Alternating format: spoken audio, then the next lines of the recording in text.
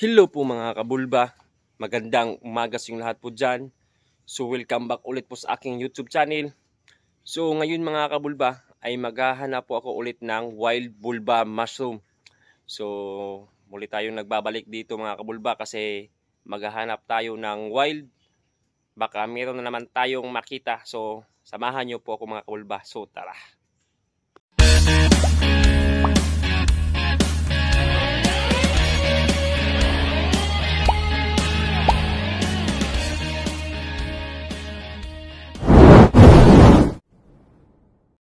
So binalikan ko yung puno ng saging na merong tumubo last week. So meron na naman akong nakita mga kabulba. So yan oh.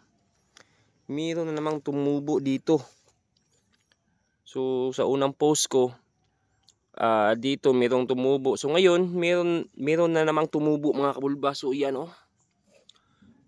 So hindi siya nag-iisa. Bali tatlo po sila. So yan, apat pala. Ito isa maliit. Meron na namang tumubo dito mga kabulba. So once na merong tutubo dito mga kabulba, after 1 week or 2 weeks niyan, meron na namang tutubo ulit mga kabulba. So balik-balikan nyo lang yung pinagtubuan ng wild dahil meron na namang tutubo dyan mga kabulba. So yan oh. So bali apat sila. So kukunin natin yan at saka maghahanap pa tayo kung meron pa tayong makikita na wild bulba mushroom.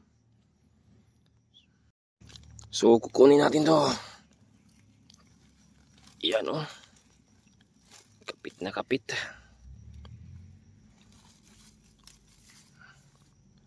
So dito. Kunin natin to. So ang kapal ng amag nyo. Yan.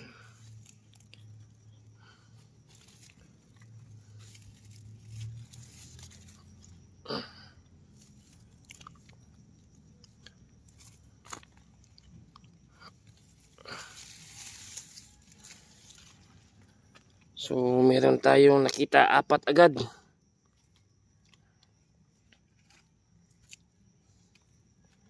So dito banda mga kabulba meron ako nakita ang isa. So maliit lang siya. So yan oh. Yan, ito yung apat natin nakita. So ito yung isa. So meron na tayong 5 nakita.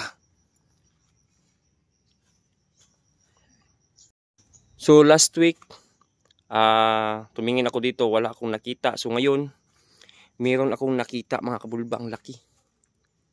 Yan oh, napakalaki. Napakalaking wild. Yan oh. So ito malaki to. Pero hindi gaya ng isa. Ang laki ng stick. Yan oh, ang laki. Yan, napakalaki. Last week tumingin ako dito, wala akong nakita. So ngayon mayroong tumubo. Yan oh. So kukunin na natin to. Napakalaki mga kabulba. Kung bilog pa to, sigurado ang laki nito. Ang laki. Napakalaki ng wild. Hugis pa siya? Hugis flower. Yan oh. So hindi ko napansin mga kabulba. Meron palang wild bulba mushroom na buton pa. So yan oh. Yan. So yung malaki dito ko nakita. Diyan. So meron pala siyang kasama dito na buton pa. Yan oh. Ang dami oh. Yagi. Daming wild na buton pa. Yan oh. Tignan nyo mga kabulba. Yan. Daming wild. Yung meron pa isa ito. Yun. Yan oh. Meron pa. Daming wild oh. Daming buton pa mga kabulba. So maghanap pa tayo dito, baka meron pa tayong makita. Yan oh. Yun. Daming buton pa. Sarap itong gawing mother spoon. So bukas natin to kukunin.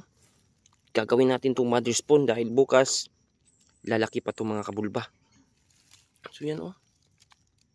Yan. So tatakpan lang natin mga kabulba para walang makakita.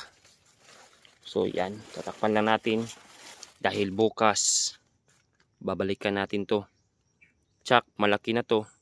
At saka gagawin na natin itong mother spoon, yung ano, mga buton pa, buton size.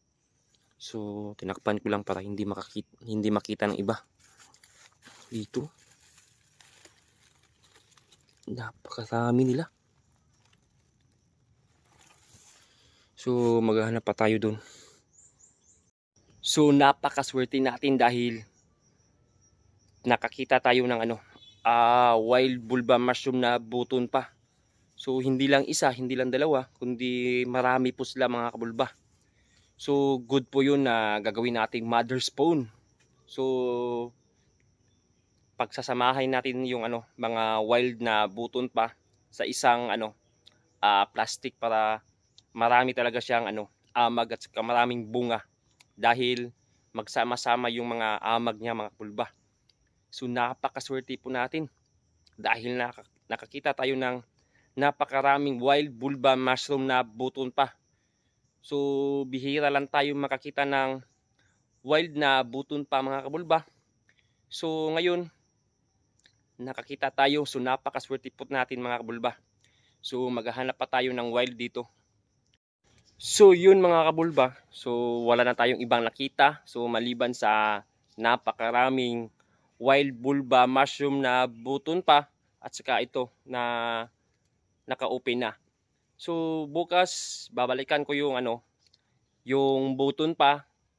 So titignan ko po kung pwede na po siya gagawing ano, mother spoon. So meron kasing iba doon ay maliliit pa. So try ko po bukas kung pwede na pong gagawing mother spoon mga kabulba. So ito yung ano natin nakita. So meron na tayong pang ulam. So maraming salamat and God bless po sa ating lahat.